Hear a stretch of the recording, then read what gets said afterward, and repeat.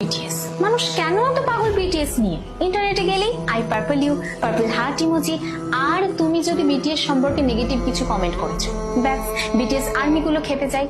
তারপর ভাবলাম এটা নিয়ে একটু জানা দরকার, কেন একটা জেনারেশন শুধুই পাগল একটা মিউজিক ব্যান্ডের জন্য। তারপর ইন্টারনেট ঘেটে আমি বিটিএস সম্পর্কে এমন কিছু ফ্যাক্ট জানলাম যেটা তোমাদেরও জানা দরকার ট্রোল করার আগে। আমরা যদি ভারতের দিকেই তাকাই, তোমরা বিটিএস আর্মিদের ডেডিকেশন দেখলে অবাক হয়ে যাবে। আসামের বন্যা হোক বা কোনো ন্যাশনাল ক্রাইসিস, এই ফ্যানরাই বিটিএস এর নামে লাখ লাখ টাকার ফান্ড রেজ করে ফেলেছিল। কেউ আবার বিটিএস মেম্বারদের নামে নক্ষত্র কিনছে, কেউ আবার বিটিএস মেম্বারের জন্মদিনে মুম্বাইয়ে কোটি কোটি টাকা খরচা করে বিলবোর্ড দিচ্ছে।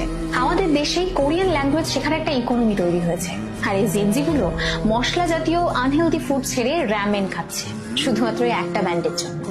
তাদের ইনফ্লুয়েন্স ঠিক কতটা পাওয়ারফুল একটা উদাহরণ দিলেই বুঝতে পারবে।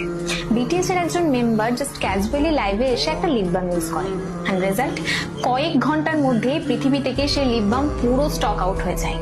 তারা যে সমস্ত জায়গায় তাদের মিউজিক ভিডিওগুলো শুট করে, সেই সমস্ত জায়গায় প্রায় লাখ লাখ টুরিস্ট ঘুরতে আসে শুধুমাত্র সেই জায়গাটা দেখার জন্য।